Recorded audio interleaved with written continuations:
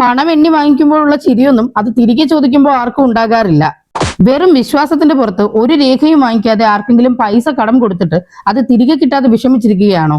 എങ്കിലിനി ഒട്ടും വിഷമിക്കേണ്ട. ഈ പൈസ നിങ്ങൾക്ക് തിരിച്ചു കിട്ടുന്നതിന് കുറച്ച് വഴികളുണ്ട്. അതായത് നിങ്ങൾ പൈസ കടം കൊടുത്തതിന് ആധാരമായി നിങ്ങളുടെ കൈവശം ബാങ്ക് ട്രാൻസാക്ഷൻ ഡീറ്റെയിൽസോ ചെക്ക് ലീഫോ പ്രോമിസറി നോട്ടോ തുടങ്ങിയ ഒരു രേഖകളും ഇല്ലാതിരിക്കുന്ന പക്ഷം ഈ പണമിടപാട് തെളിയിക്കുന്നതിന് ചില മാർഗങ്ങളുണ്ട്. ഇതിനായി നിങ്ങൾ പണം കടം വാങ്ങിച്ച ആളിനെ ഫോണിൽ വിളിച്ച് പണമിടപാടിനെ കുറിച്ചുള്ള ഡീറ്റെയിൽസ് വ്യക്തമാക്കിക്കൊണ്ട് സംസാരിക്കണം. ഇങ്ങനെ വിളിക്കുമ്പോൾ നിങ്ങൾക്ക് തരാനുള്ള തുകയെക്കുറിച്ചും എവിടെ വെച്ചാണ് പൈസ നൽകിയത്, എത്ര ദിവസത്തിൽ തിരികെ തരാമെന്ന് പറഞ്ഞിരുന്നു തുടങ്ങിയ എല്ലാ ഡീറ്റെയിൽസും ഉൾപ്പെടുത്തിയിരിക്കണം. ഈ രീതിയിൽ നിങ്ങൾ നടത്തുന്ന ഫോൺ സംഭാഷണം കൃത്യമായി റെക്കോർഡ് ചെയ്യുകയും വേണം.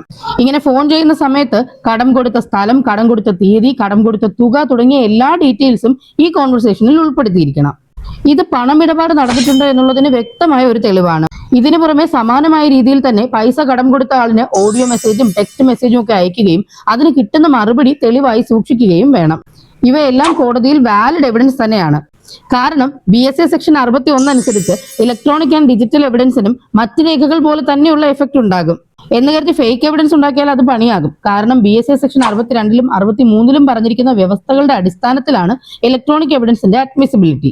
ഏതായാലും രേഖകളില്ലാത്തത് കൊണ്ട് പൈസ നഷ്ടപ്പെടുമെന്ന് കരുതി ഇനി ആരും വിഷമിക്കേണ്ട. ഈ വിഷയത്തെക്കുറിച്ചുള്ള സംശയങ്ങൾ കമന്റ് ചെയ്യൂ.